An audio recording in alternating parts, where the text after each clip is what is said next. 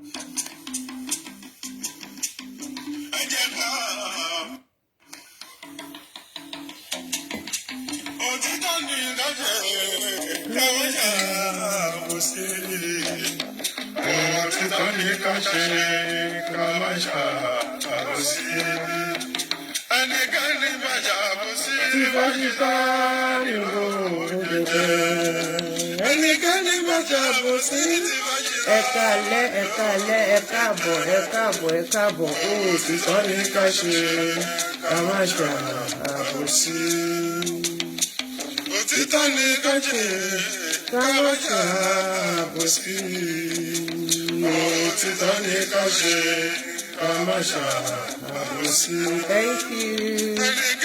Siva Ekale Yami Mary Rose Betty Muhammadu Nobulai Ekale Hussein Aṣáájú Omotaka Ogbere bàbá mi Àtìlá o irúnmọlẹ̀ òkìkí tó rọ́gẹ̀ káàbò gbèdégbèdé ọwọ́ wa kọ̀dúlé ìjẹ́rí mọ́lẹ̀ ẹ̀fún ṣayọ̀ ọmọ ọlọ́rẹ̀ tó mọ̀jọ́ ọmọ pọ̀ ọmọ ṣọ̀kó gbogbo rẹ̀ títí rẹ̀ dọ́tà. Rí nìyẹn o èèyàn mi. Ó gbére Akínlẹ́yẹ Sálímà. Òkúdú ìlọsí kúrò ògùdí sí lọ́wọ́ jẹjẹ. Ẹnikẹ́ni bá ṣàbòsí ti fàṣítà lọ́wọ́ jẹjẹ. Òtítọ́ ni ká ṣe ká má ṣàbòsí. Irọ́ ajá o lọ́jọ́ kan irọ́ ajá o bàbá purọ́ irọ́ ajá ayé ká má ṣàbòsí o kí ara kí ọjọ́ kẹ́yìn bàbá purọ́ irọ́ ajá. Ẹ̀ka lẹ́yìn mi, God bless you my darling. Irúnmọlẹ̀ òkìkí tó rọ́gẹ̀. Máa sì jẹ́ṣẹ́ yẹn bẹ́ẹ̀ fẹ́ bẹ́ẹ̀ kọ́.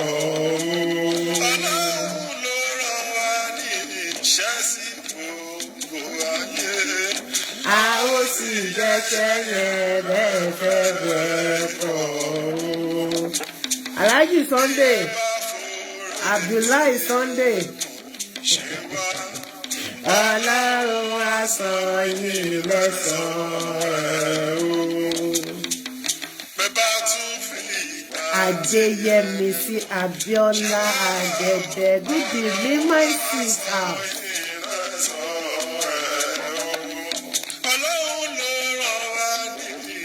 Tí gbogbo ayé máa sì jẹ́ṣẹ́ yẹn bọ́n fẹ́ bọ́n kọ́ o.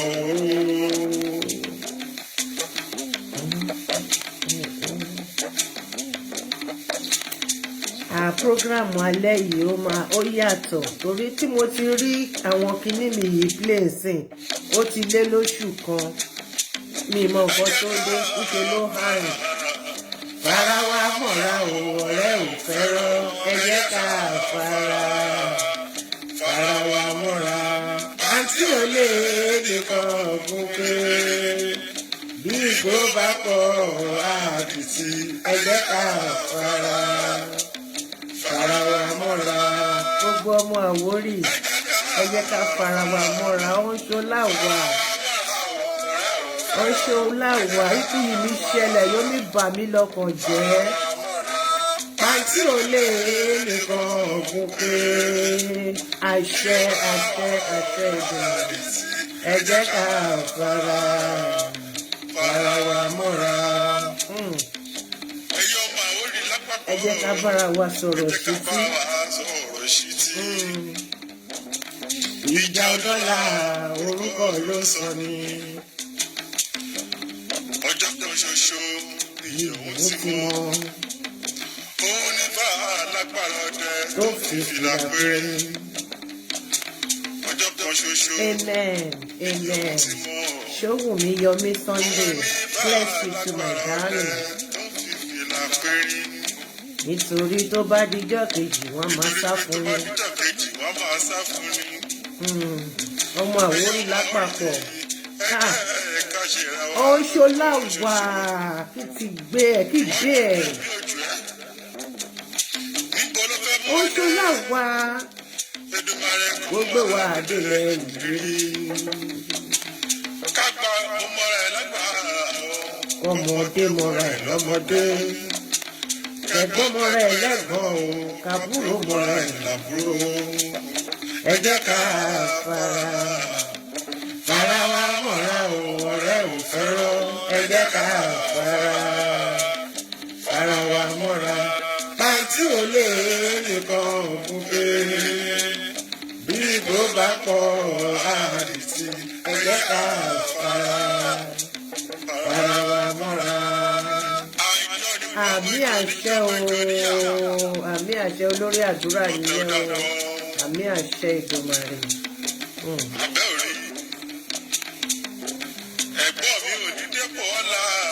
Kàkà kó dépò ọ̀la, máa gbé fárata.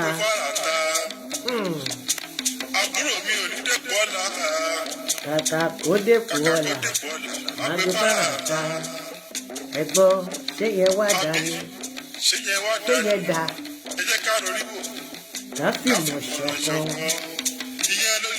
Yíwá Idile ìrírí. Ẹ jẹ́ ká fara wa mọ̀ra o, ọ̀rẹ́ ò fẹ́ràn. Ẹ jẹ́ ká fara wa mọ̀ra. Ó gbére bí bó bá pọ̀ àdìsí. Ẹ jẹ́ ká fara wa mọ̀ra.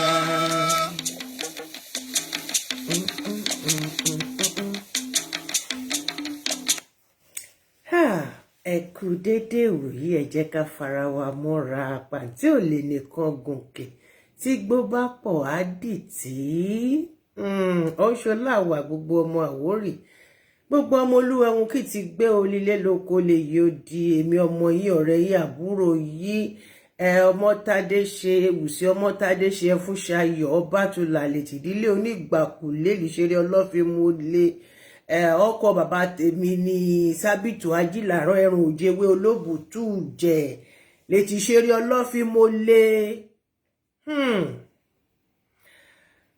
Akú àná okù èní ètò ń tò ìyá mi, ètò ń tò ó gbére Adéjọkẹ́ Àjọsẹ̀, ètò ń tò ilé tó ń tò. Adúpẹ́ lọ́dọ̀ Ọlọ́run ọba Elédùmarè aláwùrábí ọba tó tún mú èmi àti yín tó tún mú wa rí ara wa ní àṣálẹ́ yìí ní ayọ̀ àti àlàáfíà. Nítorí ìfẹ́ tí mo ní sí yín ló mú mi wá sí ojú fọ́nrán lálẹ́ yìí, mi ò fẹ́ wá rárá. Nítorí kíni? Nítorí tá bá ṣe ètò tán, ṣe mọ̀ pé you have to have a reflection, you know, you reflect back, you know. After going through ẹ má bínú, mojúbà akọ́dá, mojúbà àṣẹ̀dá, mojúbà gbogbo àgbààgbà, mojúbà ọmọdé, mojúbà àgbà, mojúbà oyún inú, mojúbà àṣẹ̀dí. Onílé mo kanlẹ̀kùn kí n tó wọlé o. Mò ń lọ jáde lọ, mò ń lọ sọ̀rọ̀. Òdèrè ní mi máa lọ. Ìran eégún kan kì í jáde kó má lọ́mọ lẹ́yìn. Gẹ̀lẹ̀dẹ́ kì í jáde kó má lọ́mọ tiẹ̀ lẹ́yìn. Bó ṣe rí nìyẹn. Ìrì kì í nìkan ṣoṣẹ̀, ọ̀pọ̀ ìrì ló máa ń ṣẹ̀. Górógó òjò kan kì í rọ̀, ó máa ń ṣù wálẹ̀ ni. Ohun tó pa wá pọ̀ kò ní tú wa ká. Ẹ rí i pé mi ò pancake ojú, mi ò pancake ojú, ojú mi ò fanimúrọ̀sì nítorí pé téèyàn bá ní àròjinlẹ̀, ibi tó bá ti fẹ́ ṣe ẹsẹ̀ gbé díẹ̀díẹ̀ á tètè ṣe kíni, á tètè gbé padà. nǹkan bí oríṣi méjì mẹ́ta ló ti ṣẹlẹ̀ ní àti àárọ̀, and it got me troubled a little bit, but come what may, wọ́n ní ibi tó bá le náà ti ń bá ọkùnrin. Èmi ò kì í ṣe ọkùnrin mọ́, mi ò kì í ṣe obìnrin mọ́, mo ti di ọkùnrin. So ibi tó bá le náà láti gbọ́dọ̀ gba obìnrin, pàápàá jùlọ ẹni tó bá fẹ́ tó nǹkan tó dẹ̀ fẹ́ kó tó, tí ò dẹ̀ fẹ́ fi gbá kan bọ̀ kan nú nítorí àtúbọ̀tán lójú, àtúbọ̀tán ló jà jù. Nínú gbogbo ọjọ́, nínú gbogbo ọdún, nǹkan kan ṣe ló máa ń bà mí lẹ́rù: ọ̀la. Kí ni ìdí tí ọ̀la fi ń bà mí lẹ́rù? Torí pé ọ̀la kì í tán. Tó bá sọ pé ó kọ̀la, tún ló kọ̀la. Tó bá ló dọ̀la, tún sọ pé ó kọ̀la. Ọ̀la ò kì í tán. Kí ni ọ̀la? Kí ni ó ní sílẹ̀ fún èmi àti rẹ? Báwo la ṣe lo àná? Báwo la ṣe lo òní? Ojú wo la fẹ́ fi wo ọ̀la? Kì í ṣe ọ̀la tí ilẹ̀ máa mọ́ yìí o. Ọ̀la gùn lọ́kọ́rin.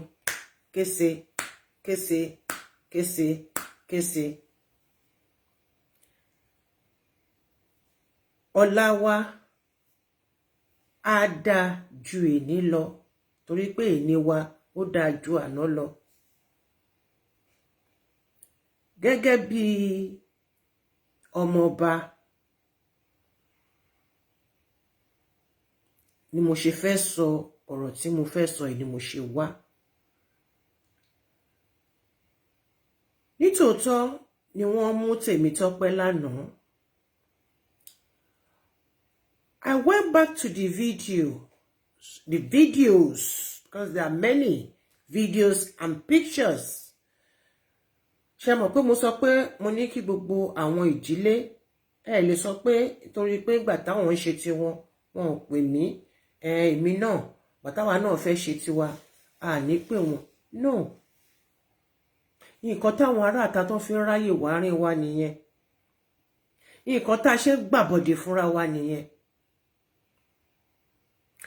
Nítòótọ́ ni wọ́n mú Tèmítọ́pẹ́ tí wọ́n nawọ́ ẹ̀ sókè. Ṣùgbọ́n ṣé àpapọ̀ gbogbo ẹbí ni?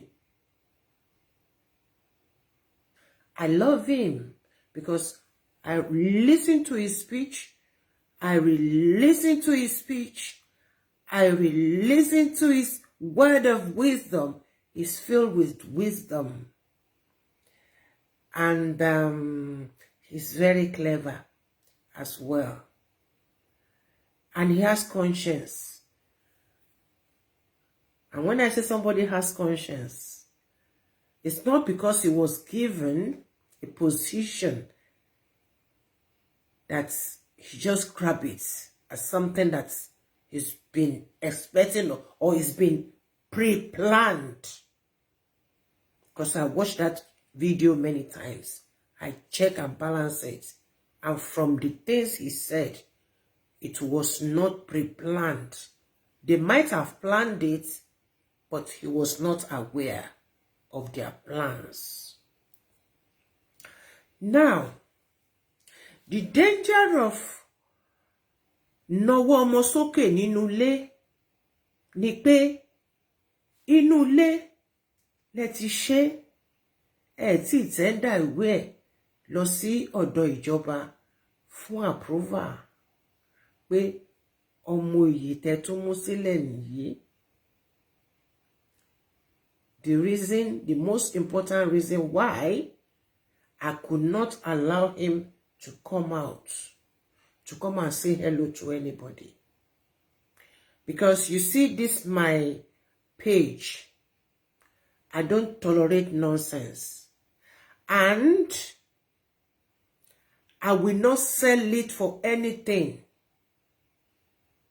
I will not allow anything to tarnish this page, this program, this person's image called Ewusi, Omotadeshe, Obatula, Omosabitu Adilaran, Erun Ojewe Olobutuje, láti ṣẹ̀rí ọlọ́fin mọ́lẹ̀.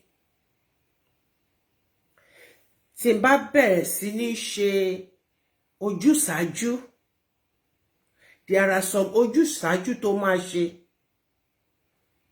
tó máa di ẹ̀gbin síwọ fúnra rẹ̀ lára. Ẹ káalẹ́ bàbá mi Adélẹ́yẹ Suleiman.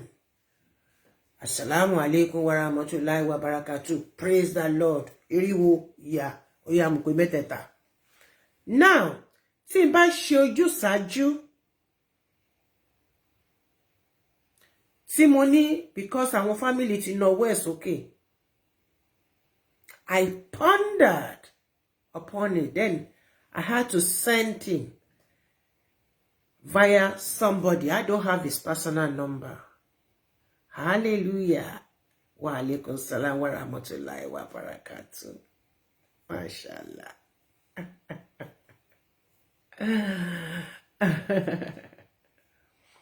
Mo láti kọ mẹ́sẹ̀jì sí ẹnìkan pé listen. Bóyá the emotion tí mo wà nígbà yẹn ni mo fi sọ ọ̀rọ̀ yẹn, you know, because when I see a youth in a position of adulthood, I'm always happy. I just want them there immediately to start working and bring good tidings. Láti kó gbogbo nǹkan tó dá láti tó gbogbo ẹ̀ torí ẹ̀jẹ̀ ọ̀dọ́ yẹn ṣì wà ńbẹ̀ ju àwọn bàbá wa tó máa ṣe yọ̀bọ̀kẹ́ tó máa ṣe ẹ ṣàjẹ́ ká ṣe bẹ́ẹ̀, ẹ ṣàjẹ́ ká ṣe bẹ́ẹ̀, ká ṣe bẹ́ẹ̀ ilẹ̀ Àwórì fi dà bó ṣe dà yìí.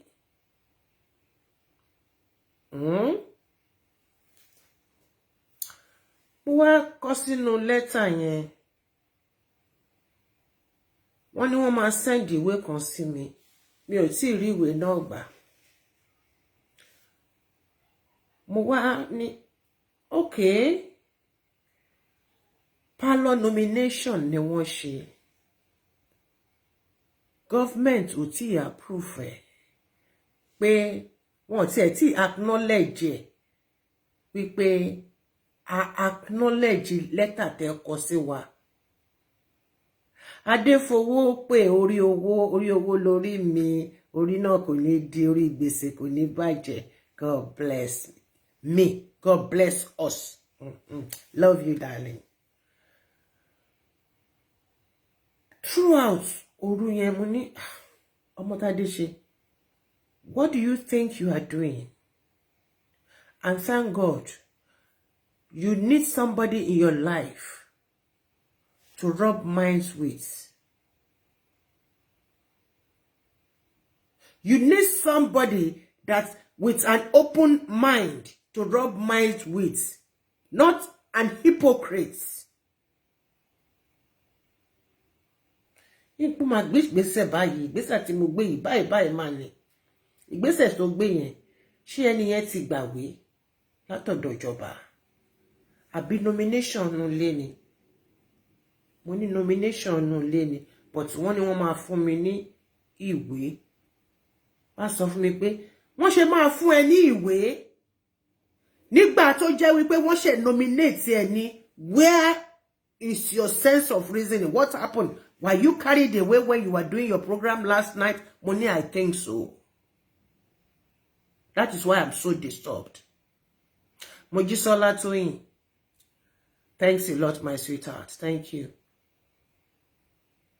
Àti mo tó bá ti di ọ̀rọ̀ Aláwórì dé àtàwọn YouTube, ó máa ń gbàgbé ara ẹ̀. Mo ní wọ́n sọ pé wọ́n máa send ìwé sí mi. The person made me to wake me up that ìwé tí wọ́n fẹ́ send sí ẹ, ìwé tí wọ́n ṣe kọ àbí tí wọ́n ṣe fẹ́ kọ wípé àwọn ti nominate yan ni, what is wrong with you? Àmọ́ ní tòótọ́ mà ti ẹ̀ ni. Tòótọ́ mà ti ẹ̀ ni. Tí wọ́n bá mú ọmọ oyè sílẹ̀, wọ́n máa send ẹ̀ sí ọ̀dọ̀ government. After tí wọ́n bá go through file ẹni yẹn, gbogbo the necessary things, wọ́n ṣe máa sọ pé okay o, ọmọ oyè tẹ́ fi sílẹ̀, I accept it. Mo ní the same thing ló ṣẹlẹ̀ pẹ̀lú àdìmúlà wa Ìṣẹ̀rí Ọlọ́fínmúlẹ̀ tí wọ́n ṣe gbàdé few months ago. Then what are you talking about? Where is the with government? Tí wọ́n fún mo ní wọ́n sọ pé ma send it. Hey, Omotadeshe, something is wrong. You've been so carried away. Torí pé ẹni ẹ jẹ́ youth ló ṣe wà carried away. Àwọn ọmọ ẹ̀. So mo láti kọ letter. Mo láti send ẹ̀. Wípé ìwé méjì náà need látọ̀dọ̀ government, and they should that Temitope should not, and I'm advising, I'm not commanding you, and I'm not forcing you. The choice is yours, and I'm not forcing anybody in Oshoja's compound. If you think what I'm about to say now is how it should be, fine. If you think that I'm talking rubbish, fine. Don't start calling him elect, Oba elect. He's not yet Oba elect. He is a parlor select. Parlor picked is different from elect. It's only when the government approve him, that is when he will become Oba elect. Emma Koba. And I'm sending this message to you, Temitope. I love you to bits. You are a son to me. Don't allow anybody to be calling you Kabiesi Oba elect. You are not yet Oba elect. Tó bá ta sí government létí, ó máa dàbí ọ̀rọ̀ Tajudeen yìí ni. Owó tí mo ní ni mo ń yá yẹn o. Owó tí mo ní gbogbo ẹbí ni mo ń yá yín yẹn. Nítòótọ́ èmi ni mo sọ pé kí gbogbo kẹ́ lọ kó gbogbo ẹbí papọ̀. Kí gbogbo ẹbí kí wọ́n wá sórí page mi lálẹ́, kí wọ́n wá celebrate. But mo wá reason wípé it's just a parlor select. Tó bá yẹ pé láyé àná ni, ní jìmìjì ni, nǹkan tẹ́ bá ti ṣe, lẹ ti ṣe, ni gbogbo ẹbí ti fọwọ́ sí. Gbogbo ẹbí náà tí ẹ gbọ́dọ̀ fọwọ́ sí. Nítorí nǹkan tí wọ́n bá ń ṣe, tó bá yẹ pé ìdajì nínú ẹbí ló fọwọ́ sí, ìdajì kan ló fọwọ́ sí. Wàhálà máa wà fọ́ba yẹn, kò ní fọkànbalẹ̀. Wọn ní jẹ́ kó fi fọkànbalẹ̀ ṣe nǹkan tó fẹ́ ṣe. I'm begging all of you. Do not put Temitope in problem.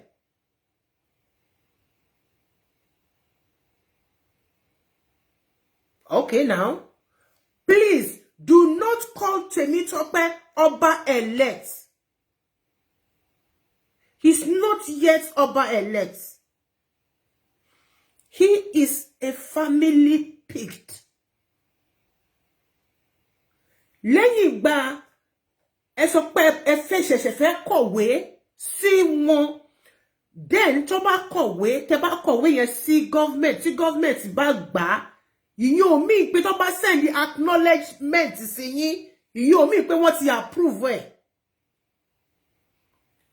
Acknowledgement of pé ìwé tẹ́ kọ ránṣẹ́ mo ti rí gbà ó ti wà lórí table mi o, àbí pé kí postman kó ring bell lẹ́nu ọ̀nà tó bá yẹ pé registered mail tó ti lè sign it. That is an acknowledgement that you received the letter. It's different. Ẹ lè rí letter of acknowledgement. Kẹ́ lọ take care for letter of approval. After the letter of approval is then they will think of the time. They will schedule it. And then, wọ́n ṣe wá kọ letter sí yín wípé o, nǹkan táwọn approve o, so date. Àwọn máa wá ṣe kíni? Àwọn máa wá fún ní certificates and staff of office. Be very, very careful. Do not parade him. Do not call him. Do not start praising him in the streets. Kábíyèsí, because mo mọ̀ pé orí yín mo rí gbogbo wa tí ń wù èmi gan mo ti gbọ́n kọjá yìí, ìyá ọlọ́mọ lápẹ̀rẹ̀. mo ti gbọ́ kọjá àyè lánàá àwa ń bí báyìí mi ò fẹ́ kúrò lórí kiri because ibi tó bá ti rí àwọn youth wa tó bá ń ṣe nǹkan rẹ̀ fún lulu mi máa ń dùn kọjá àyè ni mo dẹ̀ máa ń bẹ̀bẹ̀ scout ẹ má bínú ìdùnnú ọmọ ni mo dùn ayọ̀ ọmọ ni mo yọ̀.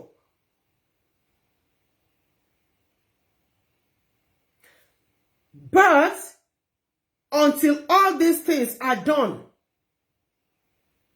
it's still family page. Ẹjọ́ torí Ọlọ́run. Kọ́rọ̀ ẹ̀ má lọ di nígbà tẹ́ bá ń pè ní ọba elect. Àwọn tẹ́ ń pè ní ọba elect létí wọn, àwọn náà lọ tún máa lọ ta wọn lólobó ní secretariat wípé àwọn kan ṣì wà tí wọ́n wà wanted, wọ́n tún ti pick ẹlòmíì. Be wise. Let us be wise. Ẹnìkan sọ fún mi, my ex-boyfriend. Ó ní Olúwatóyìn, when you are happy, you misbehave. It's true. When I'm happy, I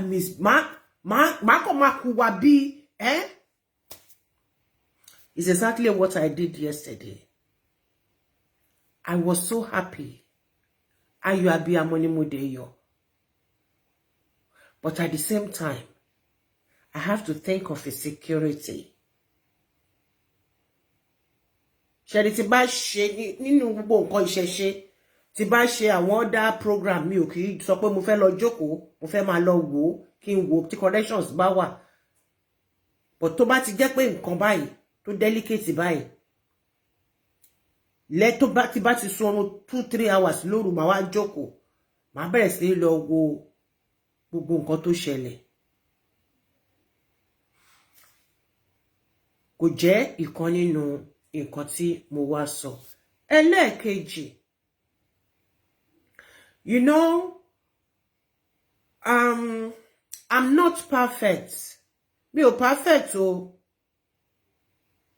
And I don't just point fingers or finger. I don't point fingers or finger because ẹ tó bá nàka kan gbogbo ìtókù ayé ẹ ló ń lọ. Mi ò bá yín gbé ní Ikeja. Bí mo ṣe wà yìí nísìn. Tó bá máa sọ̀rọ̀ mi nísẹ̀lẹ̀ wọ́n ní ha kò sí nǹkan tẹnu ẹ tí ẹnu ẹ yẹn ẹnu ẹ fẹ́lẹ́fẹ́lẹ́ yẹn kò sí nǹkan tí kò lè fi sọ. Kò dẹ̀ sẹ́ni tí ò lè talk down tó bá ti jẹ́ pé ní kí inú church kó lè tò kálàáfíà kó lè débẹ̀. Ṣùgbọ́n kọ́ pé mo bá wọn jókòó ìjókòó àbòsí, I don't have the time.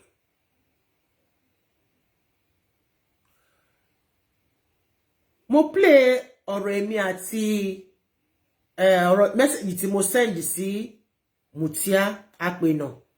Mo send ẹ̀ sí. And this is the second time the husband will message me. It's good. Ekalejare, my darling, God bless you. Thank you. It's good if you say that you want to defend your husband, your wife, or your husband. It makes you a pair, a good pair. But, well, àwọn onírọ̀rọ̀ ìpọ́njú bí o ẹjọ́ ẹ máa mọ emoticon tẹ́ máa lò. Ẹ má send the red head síbí báyìí o, ànírọ̀rọ̀ ẹkún, ànírọ̀rọ̀ òṣì, ànírọ̀rọ̀ pọ́njú ní ojú fọ́nrán ti bí báyìí, Ikeja, Akibèbú, ayọ̀ ló bá dé. That is why I don't like when messages are rolling. I don't like it. That means that you are not listening to me. Kí comment máa roll para kẹ́ má ti ẹ̀ mọ ìtẹ́ máa kà ń bẹ̀. It means that the people are not listening to what you are saying. It's either they are mocking you or they are fighting each other with comments. And they will be back comment 1,000, they back comment 2,000. Tẹ́ bá máa wo gbogbo ẹ̀ wò, àwọn tó ṣe comment 2,000, 1,000, 3,000 yẹn, wọ́n lè má ju èèyàn márùn lọ. Èbú èpè, ègún ni wọ́n ṣe fúnra wọn bẹ̀. So, on this our own platform, we celebrate each other. We advise. If you ask a question and another person knows it, the person will reply you. If I did not get it, my wonderful admins are there, or another person from the page will reply you. We don't insult people. We don't curse on this page. And we don't use redhead. And I don't block people unless if I see that you want to be disturbing everybody.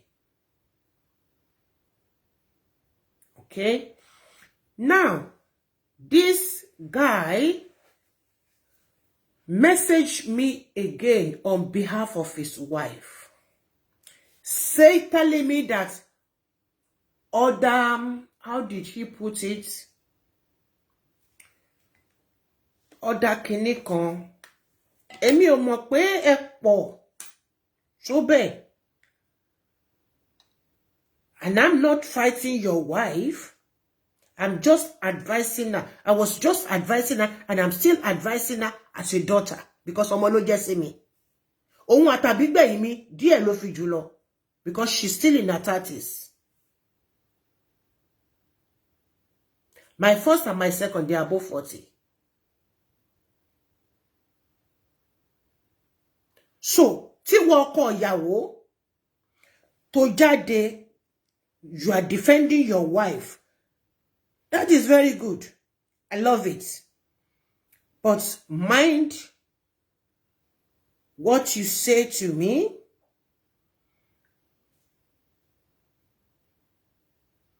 And the way you say it. Mi de ti wa moruko e. Ṣeraye báyìí. Mo ti rí.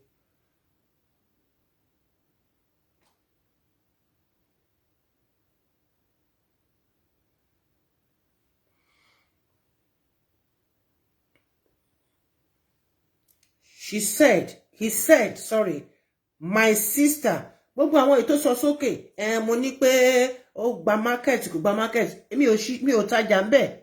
Nǹkan technique ni sọ, technique kejì sọ, technique kẹta sọ, technique ni sọ. There is no lies about it. Tó bá pẹ́ nìkan ṣe ló sọ pé ó ṣe nǹkan tí òun sìn, it's okay. Àbẹ́yàn méjì. Màá ní bóyá ní kinní kan ni. But nǹkan tó èèyàn ṣe séèyàn kíní, èèyàn kejì, èèyàn kẹta, èèyàn kẹrin, èèyàn kẹfà, nítorí pé ó kàn jẹ ọjà. You have to caution your wife. You need to caution your wife. Iṣan ló pa Bruce Lee. Kó gba agbára sílẹ̀. Alágbára máa rọra ilẹ̀ yọ̀. Being ìyá ọjà does not mean that you are above everybody. Iye tí wọ́n sọ fún mi pé wọ́n ń já tíkẹ́ẹ̀tì ni mo sọ. Iye tí ìyàwó ẹ sọ dà ni mo sọ.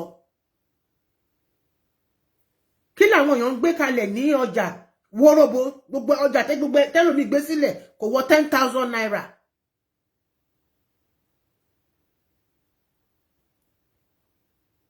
Onírọ́ ni wọ́n pa, irọ́, òótọ́. That is left for you, but don't tell me.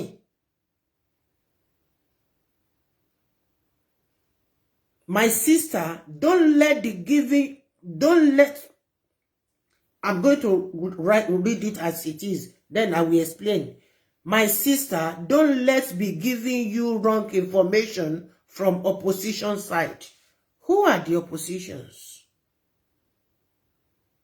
I don't see anybody as an opposition there, unless your wife is the opposition, because he is the one that is suppressing people because of a small, tiny position she is holding.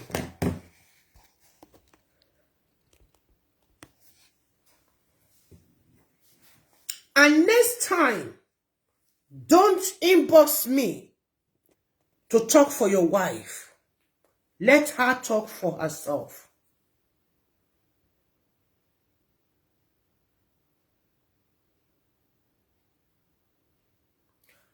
I don't record people. I don't play people's voice messages. That is why ló jẹ́ pé tí mo sọ sí, tí mo send sí ni mo play pé káwọn èèyàn gbọ́. Ṣé ọ̀rọ̀ tí mo sọ, ṣé ó ju ẹnu mi lọ? Ṣé advice tí àwọn ìwọ̀nba létólétó ọ̀rọ̀ tí mo sọ ńbẹ̀, ṣé ó pọ̀ ju ẹnu mi lọ? Torí mo ń bá sọ̀rọ̀, mo ń béèrè nǹkan báyìí ó yí mi sí báyìí. Ṣọ́pọ̀nù ló pè mí ni. Torí ó sọ fún mi pé báyìí ní Nàìjíríà báwọn ṣe máa ń lo slang nìyẹn. Yeah, mo lè má dàgbà sí Nàìjíríà. Ṣùgbọ́n mo sì sọ yìí, mo sì gbọ́ Yorùbá náà. Mo kọ́gbọ́n orí mi tí mi ò bá tiẹ̀ kàwé. Tí mi ò bá bá yín gbé Nàìjíríà bí tẹ́ ti ń lo slang tẹ́ fi ń bara yín jẹ́ láyé jẹ́. Àwọn slang tí kò yẹ kẹ́ máa lò fúnra yín. You accuse me of receiving money from people. Ó yẹ kí bínú sí.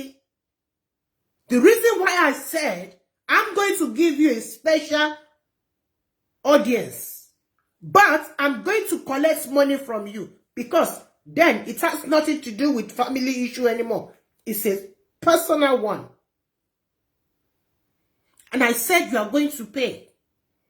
And I know you carry that message, you discuss it at your round table. After discussing it at your round table, ẹnìkan ní you was wise enough. Well, ọmọbìnrin ìyàwó òròkó fẹ́ go máa gbowó. Ó send the message sí mi, ó bẹ̀rẹ̀ sí ní fẹ́ fún, ó bẹ̀rẹ̀ sí ní pariwo. Onjupa onjuse. Fáwọn ta ni. Yálà ya ni mo jẹ́ sí ẹ̀ṣọ́ mọ̀. Tí bá jọ wà ní Nàìjíríà. Tí bá tó bá rí mi ní Nàìjíríà, tí bá bọ̀ lọ́kọ̀ wà máa kúnlẹ̀ bọ̀ látòkèrè ni. Babeski. Ashola kole yonla. I know what I carry. And Oko Yawo, let this be the last time that you are going to be correcting me over your wife. You are Akpeno. So if I want to call your wife Mrs. Akpeno, what is wrong about that? Because that was the first accusation you gave me. The first time you messaged me that I called you. You had me calling your name, Akpeno. Ṣebí ìyàwó ẹ ló ń jẹ́ bẹ́ẹ̀. Àbúrúkọ tó bá ń jẹ́, ìyàwó ẹ ò lè jẹ́. Come on, Faith. Ẹ̀yin méjèèjì mo bí yín lọ́mọ ni. Ìyálà ìyá yín ló jókòó yìí. Tá bá ní ká gbé ti Kristẹni kúrò, ká gbé ti múmìnì sílẹ̀, tí bá ṣe tọmọ Agége fún ẹ, gbàs. Tó bá dé pé tọmọ ìtìrẹ ló fẹ́, gbàs gbòs. Tó bá pé lásàmàjà náà ló fẹ́ kí n fún ẹ, máa fún ẹ tó máa súnkì. Gbogbo àwọn ibi tẹ́mi gbé nìyẹn.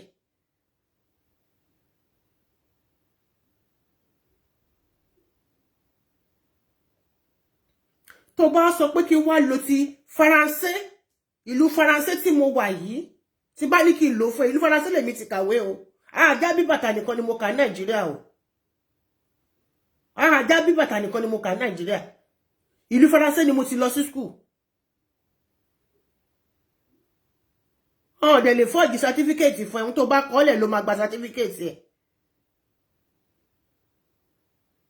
So let this be the last time that you will address me and send me nonsense message again. I give you this second time. One time, you fool me. Second time, I fool myself. The third time, I'm going to give it to you raw. Because I will not allow you to make mockery of me. Don't speak for your wife.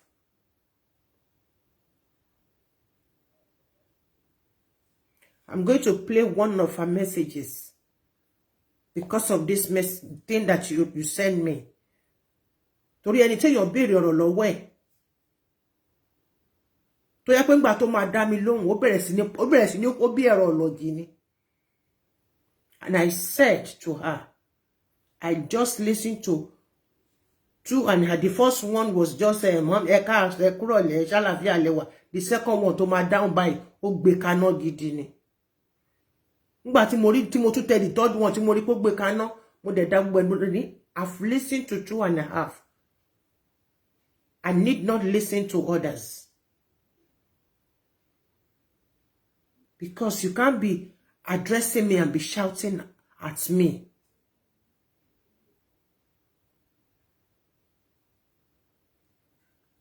Ikeja ṣe máa dá ní tèmi nítorí kíni Awon in the center of excellence.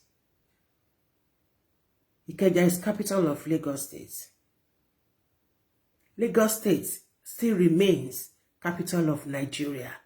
They like it or not. Until they bring that thing back, then there will be peace in Nigeria. Tí ó bá sáwọn oníjẹkújẹ, wọ́n fẹ́ lọ kọ́ kínní, wọ́n lọ gbé gbogbo ògo ilẹ̀ kóòtù òjìrè, wọ́n lọ gbé sọ́dọ̀ àwọn Haúsá. Wọ́n tó fa gbogbo làásìgbò tó wà lẹ́ni.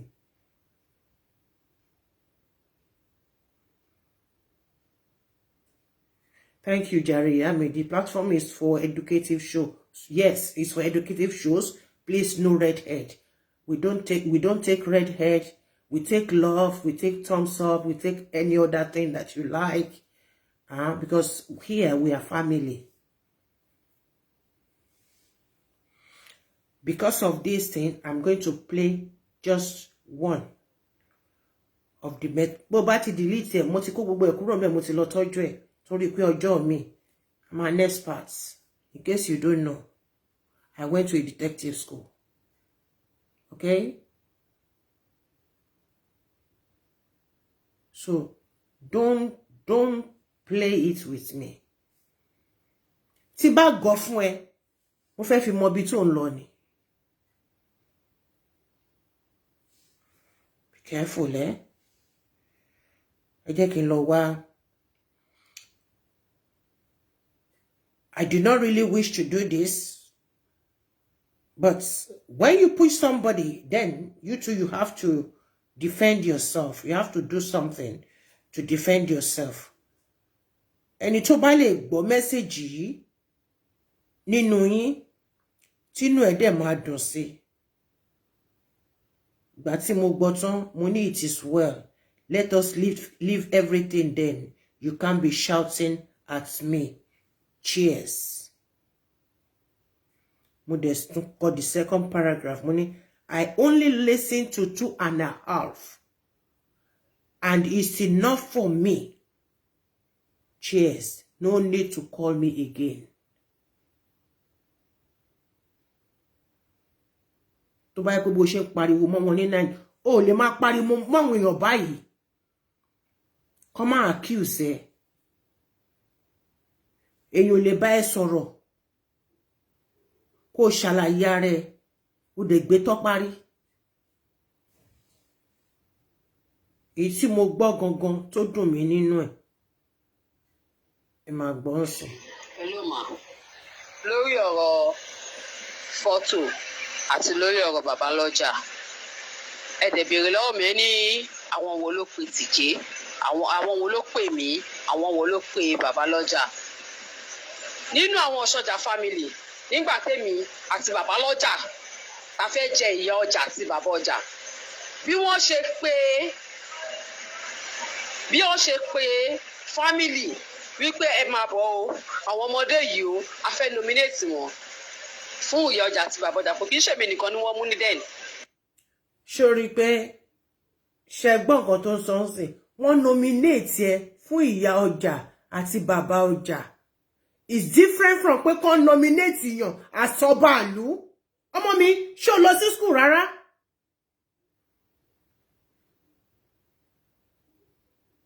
Wọ́n nominate yàn fún ìyá ọjà, ó dẹ̀ fi yẹn ṣe example fún mi. À ń sọ̀rọ̀ ọba, ó fi ọ̀rọ̀ ọjà àárín ọjà, ó fi ń ṣe example fún mi. Ṣé o lọ sí school rárá?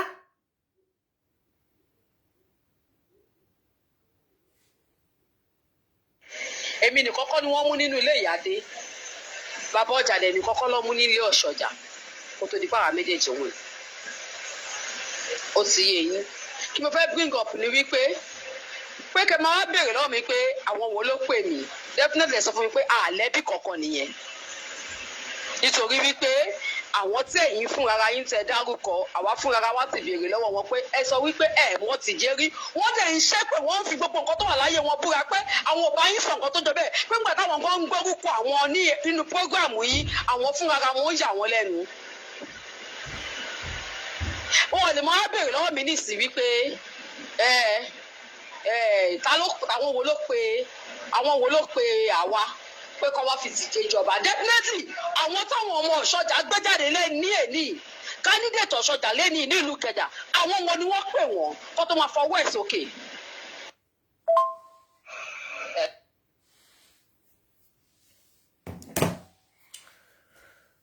ẹ jọ̀ọ́ gbogbo àwọn fídíò méjèèjì tí mo ti ṣe to date kí ni nǹkan tí mo sọ tí mo fi support tí mo fi wà one sided because this girl is so rude. Àwọn wo ló sọ good evening jàre ọkọ mi Balikis. Exactly, she was tí mo gbọ́ kíní yẹn báyìí àyà mi kò kí ló dé tọmọ yìí why was she shouting? Náà ó sọ mí do nírọ́ pé àwọn tèmi sọ pé wọ́n pè mí òun bá wọn sọ̀rọ̀ wọ́n nírọ́ ni ṣe bébí pẹ̀lú ẹ̀yin náà lájọ ń sọ̀rọ̀ and gbogbo àwọn nǹkan tẹ́ kó fún ara yín sórí YouTube ṣe bẹ́ẹ̀ ilẹ̀jọ́ ń lọ rojú ara yín lórí YouTube ibẹ̀ ni mo okay ìwọ náà ló sọ ó láwọn family wà ńbẹ̀ mo dẹ̀ ní okay o àwọn family wà ńbẹ̀ àwọn wo ni family tó wà ńbẹ̀ nígbà tó sọ pé Tìjé tí ń kówó fún family ti pẹ́ mo dẹ̀ ní àwọn wo ni family tí Tìjé tẹ́ ti ń gba owó lọ́wọ́ Tìjé tó wá máa dè ní tí wọ́n máa sọ pé wọ́n mọ̀ wọ́n ìwé tí wọ́n fi sign ẹ̀dà ìwé tí wọ́n fi mú jáde dà ẹjọ́ kílẹ̀ bí mi ń bẹ̀. Kò stubborn tó bá pàdé ẹni tó stubborn ó máa rọ̀ pẹ̀tẹ̀pẹ̀tẹ̀ bí ẹ̀kọ́ ni ihun tó lọ gbé jẹ ni.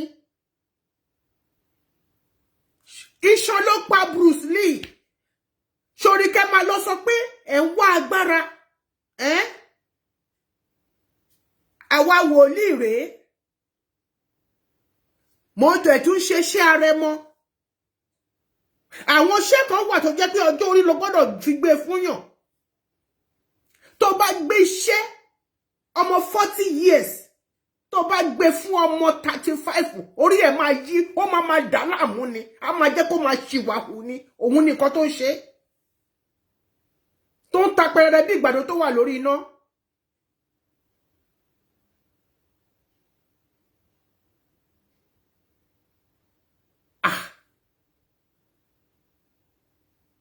Ọmọ yóò tún ṣe ọmọ Àwórì bàbá ẹ ọmọ Àwórì kọ́ ìyálàyà ẹ kan náà sọ pé wọ́n ṣàkàn ṣe kinní kan tó fi tọmọ Àwórì lẹ́gbẹ̀ẹ́ kan ó wá fẹ́ máa kílèmù pé wọ́n náà lẹ́tọ̀ọ́ láti pàṣẹ. Heo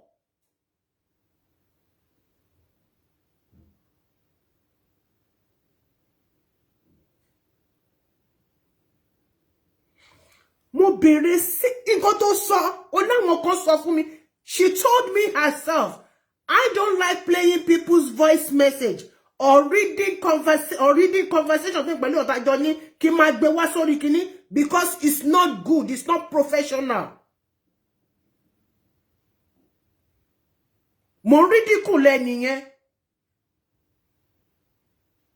and that will not make me to have more audience, to have quality audience. It will make me to have riffraffs on my page, which I don't want.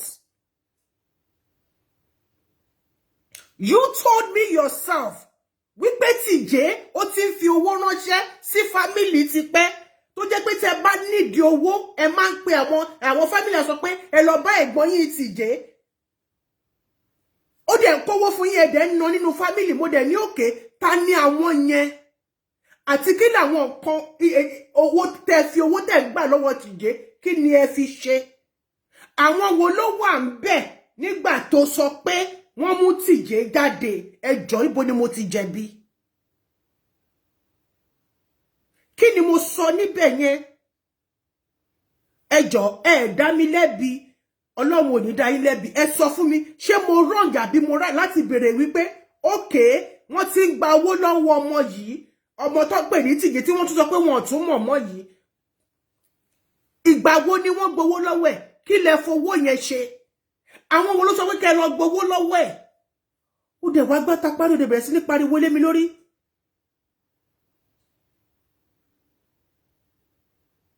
No, it's not personal money. Pé nínú family. Àwọn tí lọ gbowó lọ́wọ́ ẹ̀. Àwọn tí lọ gbowó lọ́wọ́ ẹ̀ táwọn ti fi ń tún nǹkan ṣe nínú family. This girl is very sick.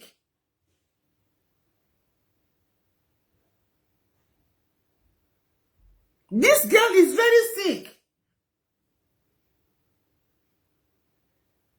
Tí yẹ bá ṣì wà láyé, kọ́ mú lọ síbi tó ti gbé nǹkan tó gbé fún ojú agbára ẹ̀ lọ, ojú ọjọ́ orí ẹ̀ lọ, and ó dẹ̀ máa tí gbọ̀ngbọ̀n ni. Bójójú ọ̀dọ̀ àfà náà ló lọ. Tó bá ṣe hàn tó ju ọjọ́ orí ẹ̀ lọ fún ẹ, tó bá mú ó máa dà ẹ́ láàmú ni.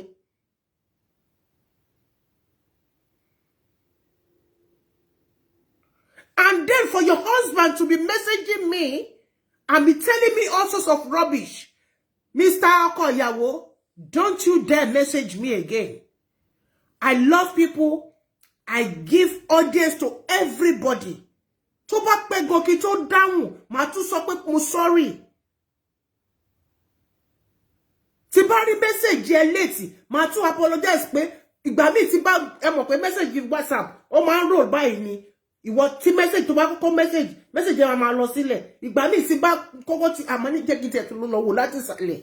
Tí bá wò ké báyìí tí bá rí 300 messages mà dókè. Jẹ́ kí n dá dúró lókè kí tún lọ wò lásàlẹ̀. Má bínú torí Ọlọ́run. Báyìí ẹ kúkú mọ̀ èrò pọ̀ kíní kan. Má apologize. Má dẹ̀ fi love emoticon sí, àbí kí n fi biscuit sí, àbí kí n fi tea sí. That is me. But tó bá sọ pé orí ẹ wá gbálẹ̀, má sọ fún ẹ pé ìyálà ìyá lè mi gan fúnra mi. Mo gbé nílùú òyìnbó ni má try ẹ wò. Francophone ni mí. We are always straightforward. Akin ṣe British, ó ní hanky panky.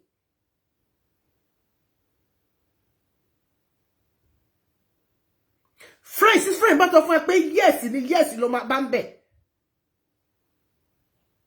Tó bá sọ pé no ló máa bá ń bẹ̀. Kì í ṣe kékeré bá yes maybe and yes no. Friend side lèmi wà. Àkí fẹ́ kó máa kí o máa ṣe àrékèrèkè pẹ̀lú wa, kó máa sọ pé o smart, kó máa lo ọ̀rọ̀.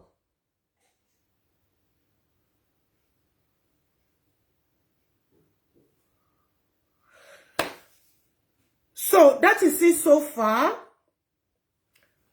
And having said that, gbogbo ọmọ Àwórì lápapọ̀, ó yẹ kójú bẹ̀rẹ̀ sí ní tiwa.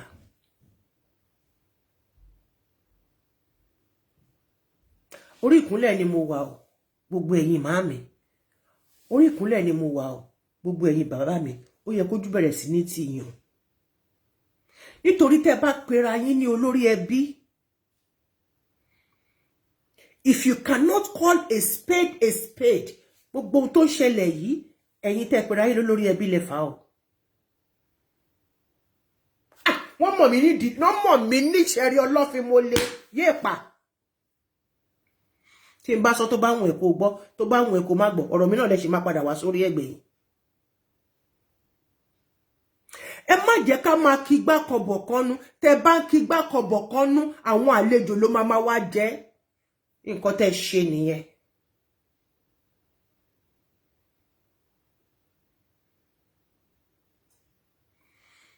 Àwọn méjì tí government approve kíní, government sọ pé ìkejì náà wà okay. Ìgbà tí ìkan ò fẹ́ release fún kan, ẹni kan lọ bá yín choose, wọn ò tí bá yín choose.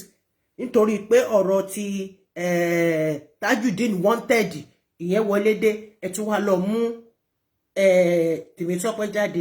I have nothing against Temitope. I love when young ones are in charge. Because they are the future. They are into technology. Their sense of reasoning goes with everything that is trendy now. They are not selfish.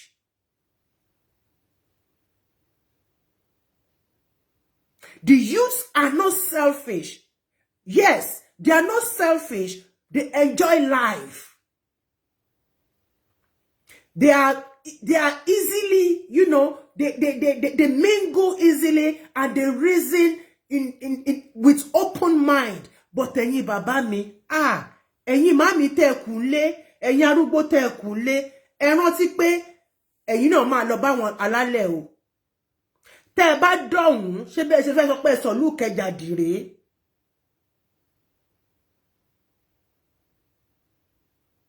Ṣé bẹ́ẹ̀ ṣe fẹ́ sọ̀lú Ìkẹjà dìré nítorí pé ẹ̀yin olórí ẹbí lẹ dà gbogbo orí àwọn ọmọ wọ̀nyí lẹ dà papọ̀.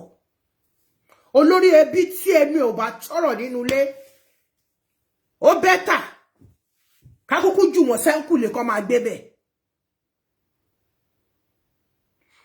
Ṣùgbọ́n ẹ má jẹ́ kí tí bá ní kí n sọ̀rọ̀ sí ẹ má sọ pé mo wà one sided. Mo ti gbé wò nínú ẹ̀mí. Mo ti jókòó mo ti gbé wò nínú ẹ̀mí.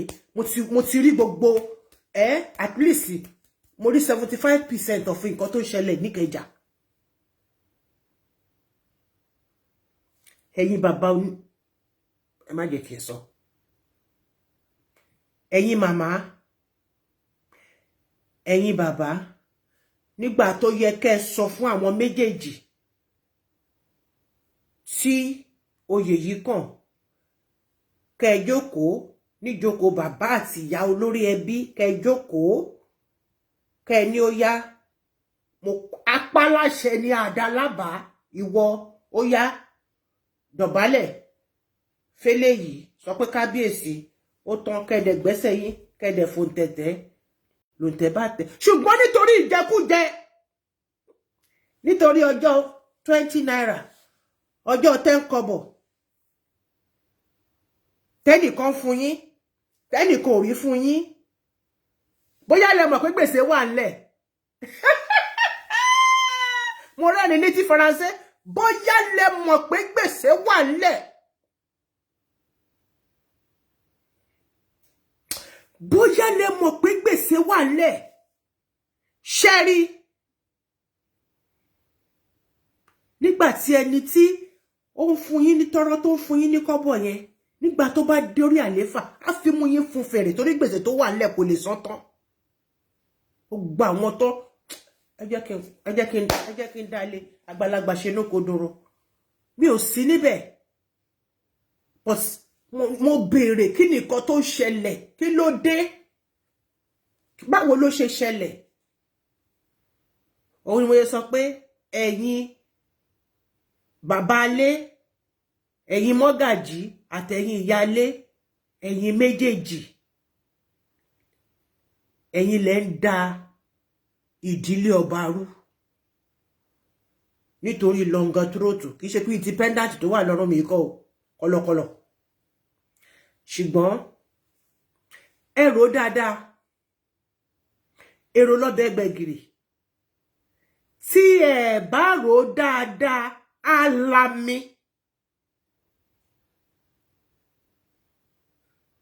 Tí ò bá lámi, á di kókó. Ẹ̀yin Ìkẹjà, ẹ san gbèsè wọ́n tẹlòmí mọ́lé. Ẹ kọ́lẹ̀. Ìhun tẹ́yin ò mọ̀. Ọlọ́run ọba àríìró àlá ọba tí ó jẹ́ pé gbogbo nǹkan tó wà lábẹ́ ayé pátápátá báyìí kedere ni. Ẹ̀mí àwọn wòlíì.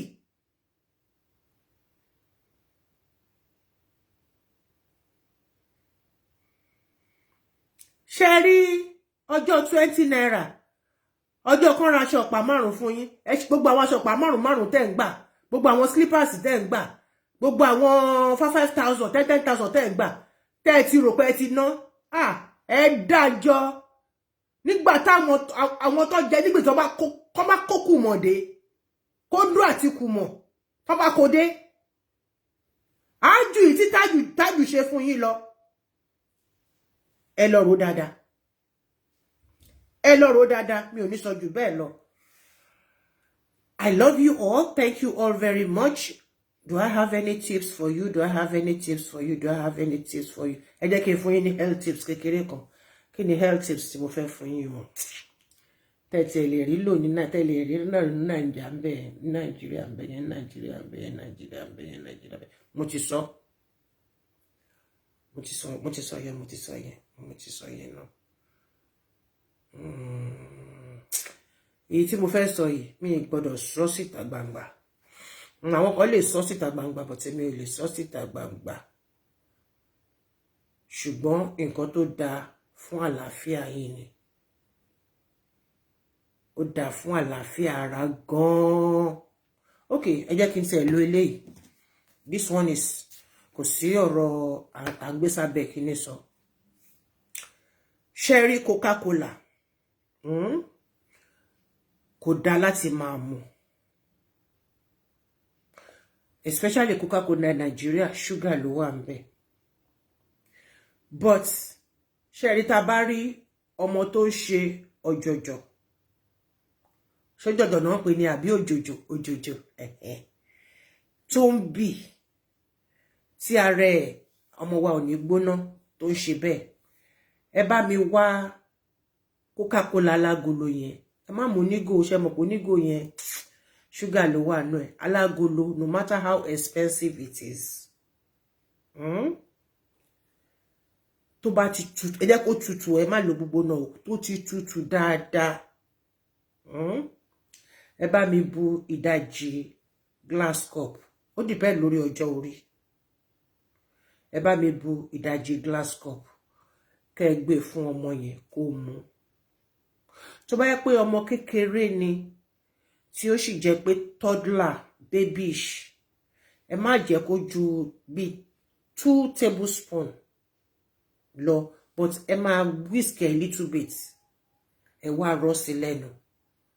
Tó bá ti mú báyìí, tó bá ti gùfẹ̀, ó ti gbà láfíà ni. Tó bá máa jí, ṣe rí ara tó ń lọ kọ́íkọ́í yẹn, gbogbo ẹ̀ máa lọ sílẹ̀.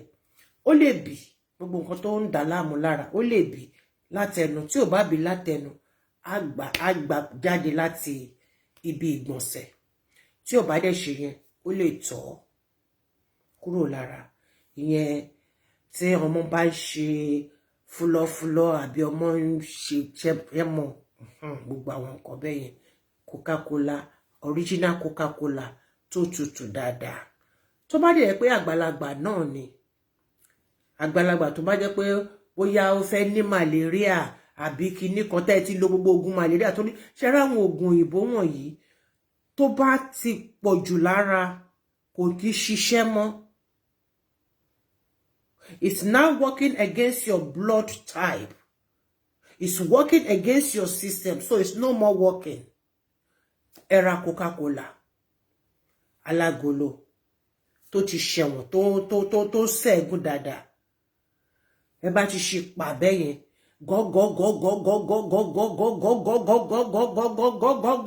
ẹ mú.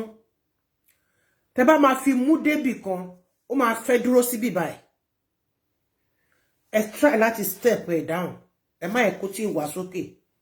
Ìyẹn tẹ́ bá ti mú ká yẹn dé half. Ẹ tẹ́ bá ti mú dé half, kò sí ni you will surely gùfẹ̀. Ayé gbùrù, ẹ má dá ìfẹ́ yẹn padà sínú, ẹ jẹ́ kó jáde. Òórùn tó máa bá jáde ó máa baddest. Ẹ wá mú ìtókù, ẹ bora. Tẹ́ bá máa fi jí. Tí dáàdì mi bá gbé kó dóde, oríṣiríṣi style ẹ máa ṣe. Ẹ máa ṣe lẹ́gbẹ̀ẹ́, ẹ máa ṣe scissors, ẹ máa ṣe on the wall, ẹ máa ṣe on the table. Tó bá dẹ̀ pé dáàdì mi náà ló mú kíní yẹn. Tí sister mi bá dé, kíní yìí ti gbàgbára sára. Wàá wá gbọ́ rẹ̀dí mọ́ dáadáa, rẹ̀dí mọ́ dáadáa. Èmi ọmọ yín náà ni èmi àwọn. Dọ́gì! Papas. Orí chair. Yay! Olórí chair yẹn. Àbí kẹ́ sún sísàlẹ̀ pátápátá. Ẹ wá máa ṣe kàkà. Ẹ ṣe rọra ṣe báyìí. Ẹ má yẹ kó wọ yín fún pọ̀ o. Ẹ kò máa ṣe báyìí. Yay! Health is wealth. Bẹ́ẹ̀ni. Màá tún mú another gist wá very, very soon. I love you all. No, sometimes I love to be naughty, especially to nobody be me you. Activating mode. Hey, daddy, be down on Lela. pè tó bá ti parí program máa fi 30 minutes sílẹ̀ nígbà tẹ́ bá wà lẹ́nu iṣẹ́ ni mo máa pè yé mi máa da fẹ̀rù máa da system yẹn rú.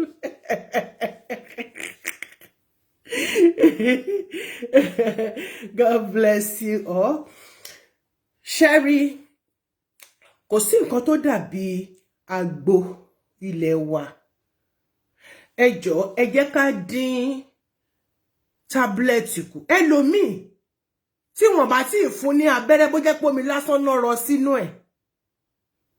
Kò tí ní believe pé I'm going to call you. Ago tẹ́jẹ̀ tí wọ́n sọ pé kí n má pè yẹn, ìyẹn gangan ló máa mú mi call 30 minutes. Tá bá ṣe program tán, máa sinmi. Tí bá ti máa fẹ́ mi darí, máa mọ̀ ìgbà tẹ́ fẹ́. Ìgbà tẹ́ bá ti ṣe ìgbà yẹn ni màá pè sí.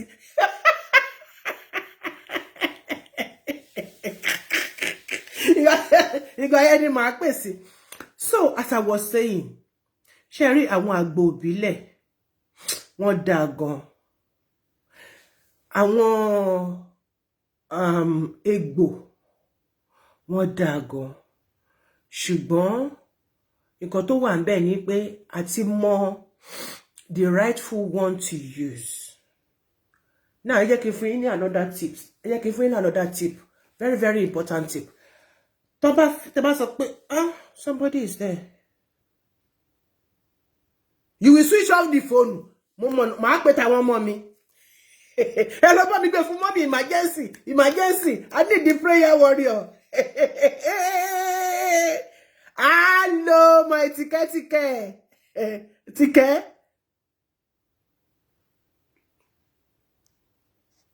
Ẹ jọ̀ọ́, mi ò ní fẹ́ pé kí n pe èèyàn kan wọlé kó tún lọ jẹ́ pé bí irú nǹkan tó ṣẹlẹ̀ lánàá.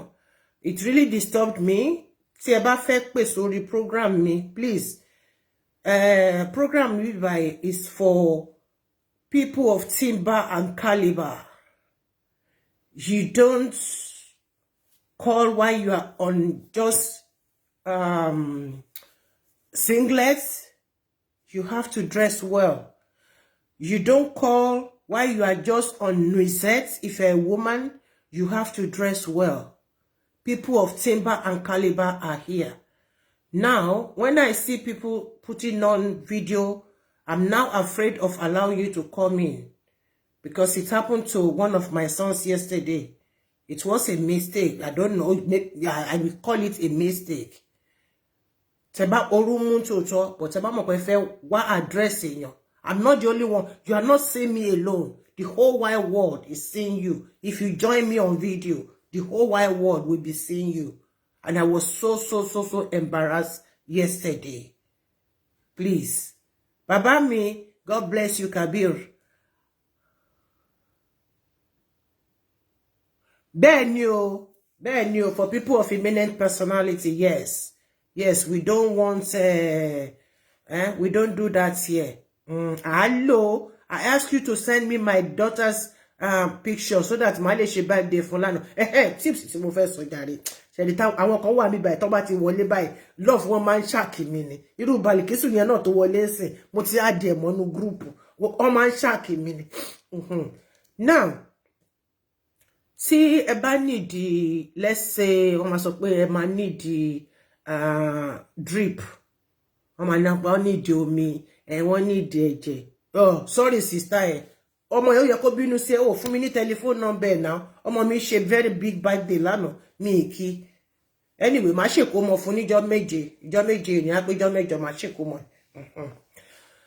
So, ẹ máa mú tẹ́ bá bu iyọ̀. You know, like this spoon. Ṣé mọ̀, ṣíbí ìrẹsì. Gbangba. So, tẹ́ bá bu ṣíbí iyọ̀ eléyìí, tẹ́ bu mẹ́rin, ẹ bu ṣíbí sugar, lúbúlúbú náà, ẹ máa bu mẹ́ta. Ṣé mọ̀ pé oríṣiríṣi sugar, oríṣiríṣi iyọ̀ ló wà. Àwọn iyọ̀ kan wà tó mú lẹ́nu. Àwọn iyọ̀ kan wà tó jẹ́ pé normal. Tó bá jẹ́ pé iyọ̀ normal, tẹ́ bá bu mẹ́ta iyọ̀, ẹ máa bu mẹ́ta sugar náà. Ṣòye tó bá jẹ́ pé àwọn iyọ̀ tó jẹ́ pé máa bú sí kó tó di pé ó máa ní taste ni. Tẹ́ bá ti bu mẹ́rin, ẹ wá bu mẹ́ta sugar sí. Ẹ gbé sórí iná kẹ́ sè. Ẹ má sè papọ̀. Tẹ́ bá ti sè papọ̀ dáadáa. Tẹ́ bá mú, ó máa restore energy. Ó máa restore energy. Trust me. Ó máa restore energy. And ẹ má yẹ kí bẹ̀rẹ̀ sí. Tẹ́ bá fẹ́ ra gbogbo any herbal treatments for fibroid, blood pressure, mo ní kíní pọ́nrán kan. Báyìí tèmi lolúwa, ẹ jẹ́ kí n wá ta pọ́nrán fún yín, kẹ́gbọ́n mi kọ́ lò fún yín. Ijó ní pọ́nrán. So, oògùn pọ́nrán mò ń tà á. Bó jẹ́ pé diabetes náà ni. Bẹ́ẹ̀ ni sugar and salt. Sugar and salt. You have to boil it with water. Sugar and salt. Then you boil it with 2 cups of water. Yes. Ẹ má bínú. Ọ̀rọ̀ pọ́nrán yìí náà ní nǹkan. You boil it with 2 glass cup of water. Tẹ́ bá ti boil it. Tẹ́ jẹ́ kó tó kókó, that you can preserve it in the fridge. You know, if you use 6, then you use 5. In case tẹ́ bá fẹ́ preserve it in the fridge. But tí o bá sí fridge tẹ́ máa preserve it sí, ẹ kàn ṣe ìtẹ́ kan lè lò within 24 hours. On your way to Belgium, má wá, daddy mi need yín, má send the pọ́nrán.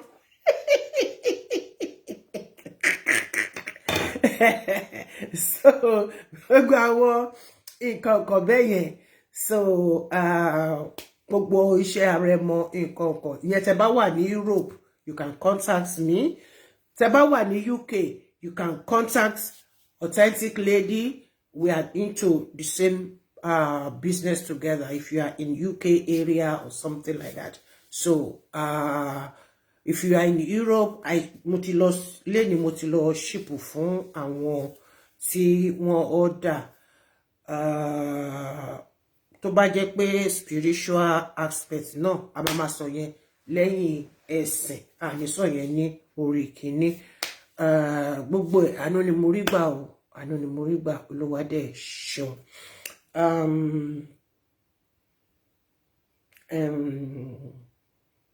Cloves, iyere is very, very good for your health. Mi ò kí ṣe ń jẹ́ kí n má fi iyere sí. Mi ò kí ṣe ń jẹ́ kí n má fi iyere sí. Mo máa ń fi iyere, máa ń fi sínú tea mi, máa ń fi sínú omi, máa fi ṣe tea. I've told you, I showed you that one, I think 2-3 days fún àwọn tí wọ́n bá sí ńbẹ̀. Cloves with cinnamon is very, very good. First thing in the morning, láti fi tẹ́lẹ̀ inú. Oògùn àlàáfíà ni. Tó bá dẹ̀ pé alẹ́ lẹ mú, ẹ lè increase the quantity yẹn. It will flush you. Ìṣe pé ó máa flush pé inú máa ṣe gbùrùgbùrùgbùrù. No. Tẹ́ bá jí láàárọ̀, make sure you first of all drink a glass cup or tea cup of warm water. I don't drink warm water. I take hot water. So just drink that like that. And then you can go back to relax on your bed 10-15 minutes before you take your shower. But spiritual one, when you wake up in the morning, always make sure that you have a bowl of water beside your bed. Bowl of water beside your bed. And ẹ má fi iyọ̀ sí, wọ́n lè ní kẹ́ lọ fi iyọ̀ sí. No.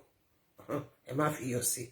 Ṣùgbọ́n tẹ́ bá rí seashell, ọjà wẹ́wẹ́ tí odò, owó ẹyọ, ẹ lè fi sí. Ẹ má kọ́ o. Ẹ lè fi sí. Ìbùkún àárọ̀ ni. Kó tó di pé bẹ́nikẹ́ni sọ̀rọ̀, ẹ kọ́kọ́ bù nínú omi yẹn. Kẹ́ fi ṣọwọ́. Kẹ́ fi ṣọwọ́ yín báyìí, kẹ́ fi ṣọwọ́ yín báyìí, kẹ́ fi ṣọwọ́ yín báyìí, kẹ́ fi pajú. Ṣùgbọ́n ẹ má bò omi yẹn o. Ẹ má bò o. Ẹ má bò.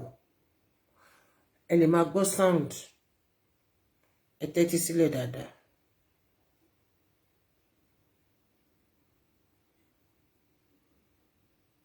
Which of the kings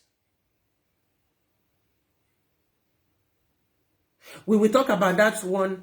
We've talked about that one at the beginning. Oh, you are just coming in. You watch the video later. Don't let me. Hey, what am I talking about? Omi. No matter what, water is energy. Water is life.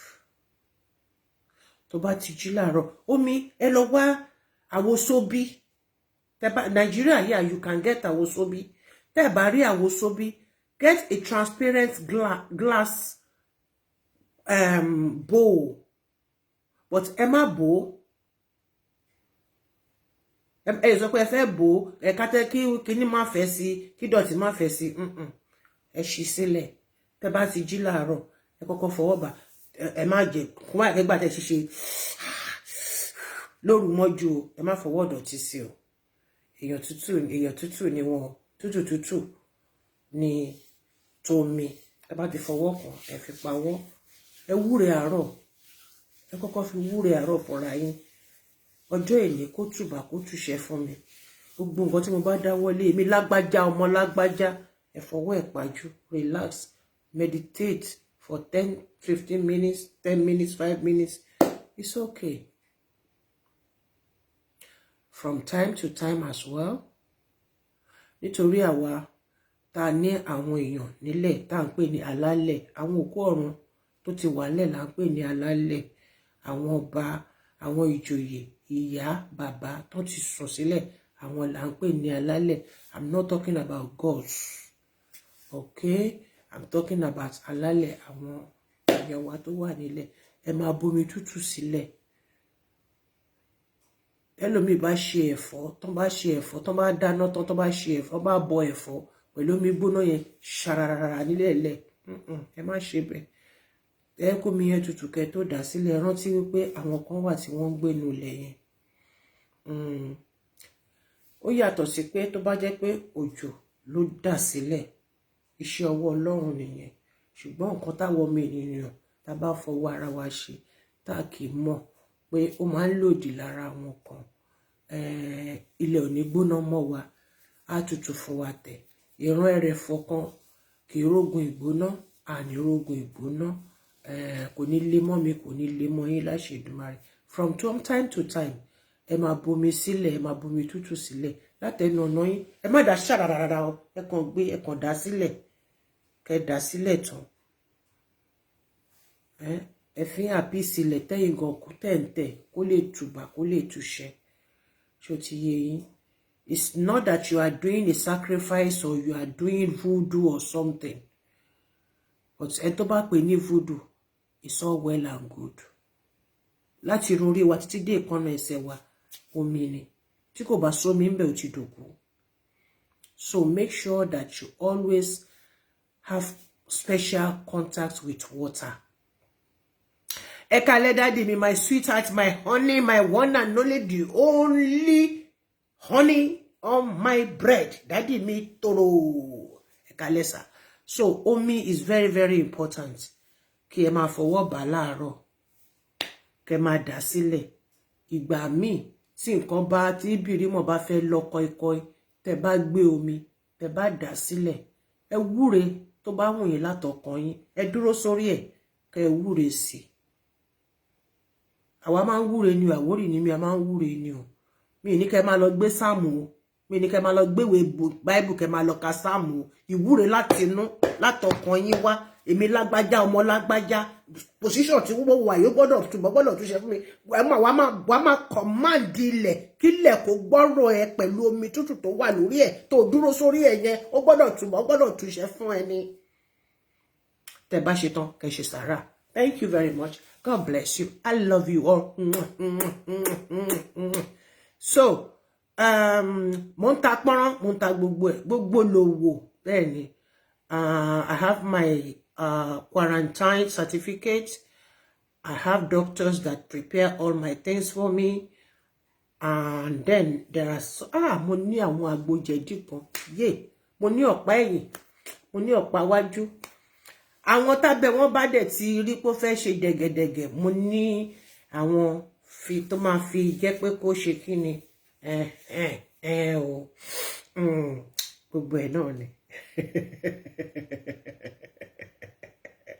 lóbìnrin yìí ti yàtà rẹ̀.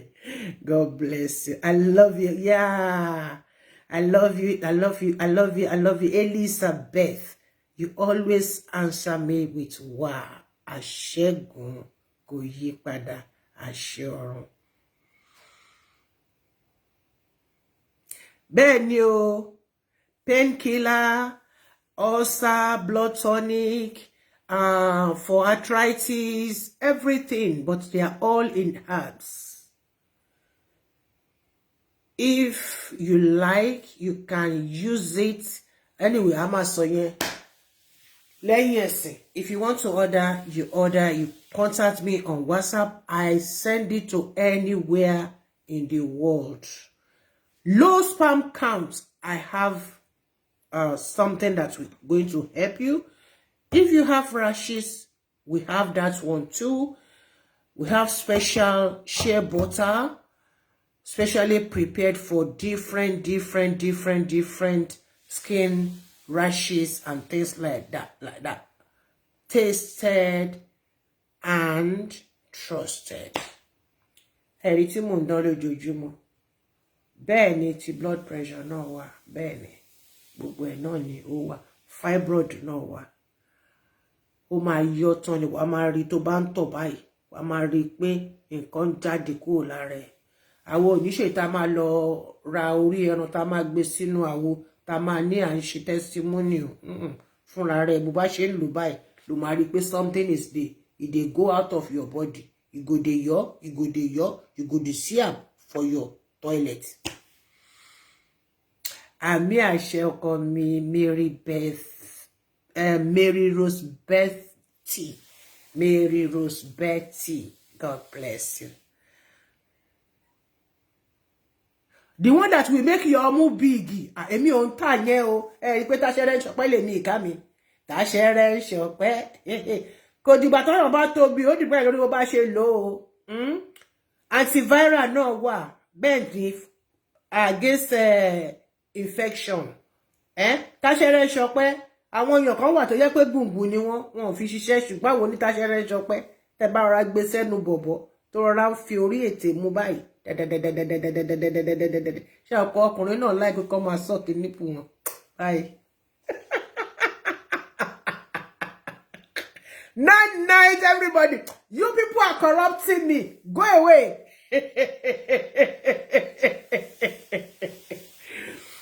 So I'm just making it to be lively, and I just don't want to be angry. I want to have a peaceful night tonight. So ọmọ yẹn ti jẹ́ kí n bínú ohun àtọkọ ẹ̀. So but ọmọdé kì í mẹ́kọ̀ọ́ jẹ́ kó má ra lọ́wọ́. So can make sure we pay come back to this video. Àwọn health tips tá jọ ṣe yìí ẹ practice wọn ẹ̀yin lọ́run lógo. But you must do it with faith. Ìgbàgbọ́ ló lè mú gbogbo ẹ̀ ṣe. I love you like anything, mommy. You people you've corrupted me tonight. I need that ṣe program kan o. I need that ṣe program kan ẹfẹ la máa pè gbogbo nǹkan tó jọ mọ́ oní style oríṣiríṣi. Yay! Àwọn ìtẹ́ máa lo ice cream. Tẹ́ máa lo àbí kẹ́ lo bay leaves. Bay leaves tó dáa tẹ́ bá dá sí báyìí. Bye.